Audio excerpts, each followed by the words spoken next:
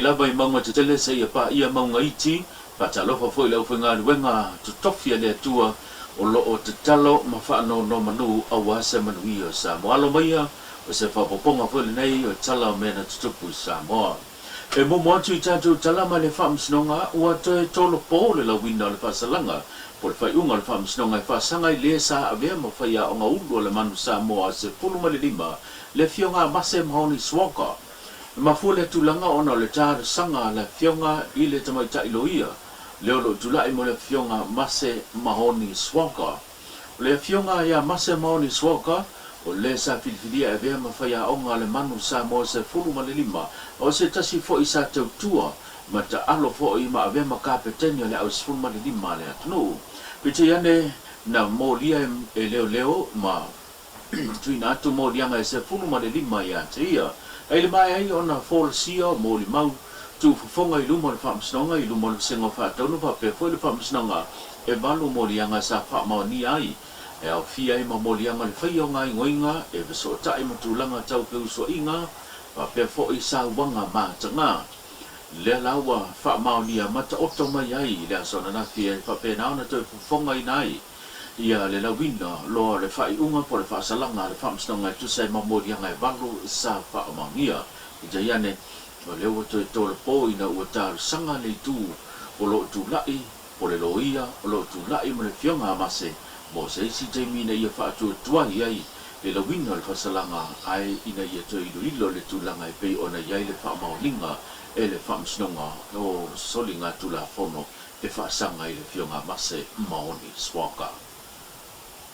Inisi o tātou tala, e ui le tele o tala e whiawea I lunga o le social media ma upenga ta wha ilangi o lo o tua I ai le ai tū ma le tū e whaatatau le tupe po le 10 miliona a le tū malo sa whata ma fua ona o le waa le malo New Zealand le ana ngoto I ngā tai whale o le tū malo sa whata o le ua whaamanino I se tasa sui o le komiti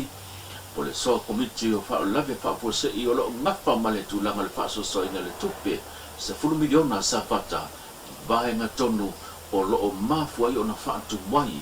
o na whaamatu watu le seleni lea mo le tu maro sa whata o sa wili linga leo nei tala. Ia o la whainga o tangata ia e se furu afe wha se lau lima se furu malfitu ia o le mera le ngā luenga sa whaatino le si rua ngā luenga le tātou komiti sa whaatino o le whaia o meo Memorandum of Understandings MOU ona e se la fatino inga le tato process da le tato tupelea o le tupelea e alu tono le bank ia e mana mi le bank account ia e mo mai le tupe ia o MOUs la ni ona e ia tasi e ia a inga foi e o te pio tameti pepe e ia foi ana tangata ele ia ma se tu stupe e tu sala le MOU le e fai e ona fai le Memorandum of Understanding e tasi tangata o se ainga ia na te sainias nisi tangata ma e lima ono fitu looseful anga itua looseful ia o ngaluenga tele la na le sa tau fai la na fanga solo terminate ia o le kau fai foi le fa mala fa mautinoa verify ia tangata nei e au fai au fia tono se Memorandum of Understanding. Ia o la whainga lau tato MOUs ua la whainga MOUs na whaatin develop mai le ngā luenga na tato committee e afe lua se lau 2.5 mantua le umana uta ua tūre whai nubela le sifuru afe mantup tangata a la whainga lau MOUs le umanga na develop mai tonu le whainga nei ia afe lua se lau 2.5 o lau whainga MOUs ua uma ona saini wa uma lo na vai on fai volo le singa luenga e verify matangata ni tono le MOU ia e iva se lau 5 malfitu ia MOUs na le mai on sain o la fa inga lau MOUs o le amat no ave o le tato bank i le tato Ministry of Finance e fitu se lau fast fu maleono ia la lau ave o le tato vai ngal tato Ministry of Finance o la tau e faso so ina mai tu pelea fitu se iva se lau lima sumal fitu MOUs o umona saini o la fa ingo MOUs mai le iva se lau lima fitu le lau mo moni o le mof fitu se lau faso mo leono longo inga le toe isi mo use la itia le toe fa ile sia matonga luenga le titi le tau fatino e fitu se lau fasu no la lau ave o le bank ia mo le a matalona fatino ile la tau nga luenga ile la fuela la tau process ona e tau la alu la ko audit ia me umana ale uta pena uma to ma tau le information there pe ona ia ile fatata no nga male verifying o tangata ni ia la lau ave lo o le bank ia no inga na that's over to male ono afi tangata lewa la tamaila nga va for payment mo le la to selen il tono MOUs ni lau ave o ile tato Ministry of Finance. Over to male ono afi ia tangata o le a fia tono MOUs ni lau mana lau watu o tato Ministry of Finance. Pe ona silafia i da wangoto le baso su ele malo New Zealand le Marana Nui i ngā tai whale le tu malo Savata e le mawhai ona toia ngai ia le i tu malo mo ngā tai whale i whaamutanga i na ua whale ngaina ia le ngā tai whale i le liki mai ai o le suau mai lea baa lea na le mawhai ai ona toi whaangaina mo whaamutanga ona le tūlanga o le tau le soifua maloloina e o fo i pisinisi sa papena ona iai te tono le tu malo e le i mawhai ona toi whaangaina le tūlanga mta whanga mo ta elenga na mafua mai le whalenga ina o le ngā tai whale i le sua ua le nta fia mai i lunga o le ngā tai whale o le fo i tu malo. Ai nisi o tātou tala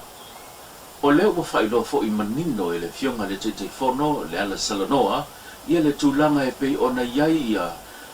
taro sanga le mamalo le atunu sa tu inatu e mafua mai ona o le whalenga ina o lanto mea tō tino i le vaitau po le teimi o le ana whaima mo tusi ai le tise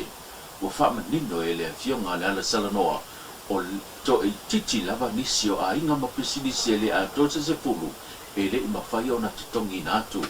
ma whaama tu inatu ai se leni e tu sa malato me to tino po a seta na whaaleanga ina ai o le to tele e pei ona talu sanga ina wa mai alava ona tu inatu se leni mo le whaatu peina o vaenga sa whaaleanga ina o se whapoponga le nei o le nei tala. O sa whapeanu tu ina mai o lato tal sanga po lato claims ia pe na ia tato whatata nanga mua ia o le au whainga ia o tato claims a au mai e whase lau valus fumaleiva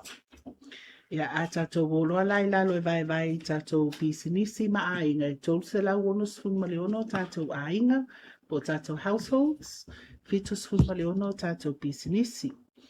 o le tūlanga sa pe on wha manino atu, o le awa wha ngā solo le tongi na fu i o talsanga o mai ana wha tino iai ia le ngaruenga ma le suenga fu i ia a le tātou komiti wha pitoa. Sa wha peona tu wha tasia i lalo le tātou komiti whautua mo wha lavlave wha fosei ma wha lavlave matu ia o le afionga fu i le ia fui ia o le mta ngaruenga o ngaruenga tele a le tātou malo ia sa whapea ona tai whono ai le komiti whapitoa whatino ino i loilonga o tātou tausanga nei.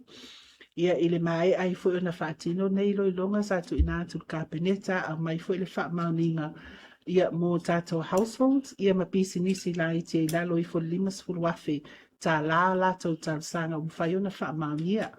E toe iwa la tātou company te telele to toe le taimi nei ia o leo lo tama whai e wha ngā solo ele ngā ruenga i ona tu ina atu fo i leo se whautuanga i le kapeneta ia mō se wha mauninga. Mai le whainga malolo tu nei le foil te inga le sao le atunu una si e le fionga i le li pale mia papia fo i le kapeneta maniso whaurulunga mtanga ruenga le malo ia le tulanga e pei ona iai ia le wafu tele ia sau fa pele malai vale le ia sau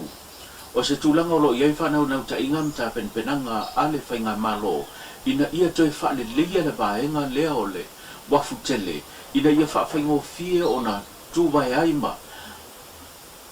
anga ia ti ai nisi o va te tele mole tulanga o pisinisi le ngate le o tulanga o turisi mole mo tu tele sala fai ele o toi whaongaina le wafu le ia sau le taimu nei, ai o le sile mamao le malo e au ona whale leia, mo le whaafai ngō fia le tūlanga whamalanga inga ai maise o le tu ina tu lea o nisi o loa mo company le mo tutele sala fai ai mai sala le tulanga o le tina ina o le tulanga o pisilisi ma fo mai ono ati na e tau le turisi e fa pia fo ile male pa le ya sau si le sila le malo ise awala e ma fai na toi fa le le ya male pa le lea ina ia fa onga ina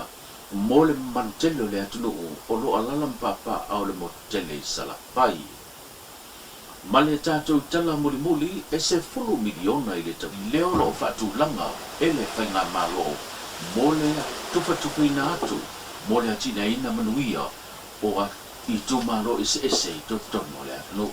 o sa wililinga leo nei tala.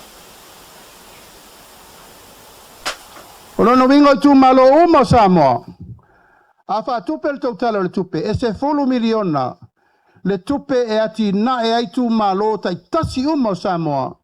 mo le 5 tausanga. E le ai se tu malo e lalo ifo pe siri atu. O manatu le nei vai tau se e tātou wha solo le ati na ena o Samoa i le laina tasi ma le laina tutusa. O na toe fua la i o lesi fua mo le rumanai. I tu malo to tele ma tu malo laiti. Ai le leina tātou whai mua le baseline. Ina ia aua nei tua ia whapeu whai me whapito le tātou malo. A le tatalo ma le aungani le pa ia ma le mamalu le whafofonga mai fo ia Samoa. Ia utou alo whangia le tātou wati na ele nei. O le manuia ma le tamau ainga o oe malou ainga, malou tu malo, malou nuu, malou e kalesia. O le nai o tō wao. Le wa whaile tiutea le tātou malo. Whaasafua le ta i 2 miliona. I le tausanga mo nuu mafioanga e 5 sutasi. O le polo whasoa. Samoa, tātou mafuta le nei aso ma le whaafofonga mai Samoa atoa. O le lelei ma le whaale tonu. O le nai o tō wao. Wala fo atu le whātua tuanga le tātou malo i lau tō lufi me le lei.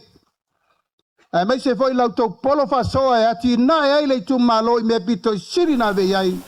le whamumua. Whautitele le mai mo mai tātou whila i le asa tāmu sesi whapoponga whasoi fo ia.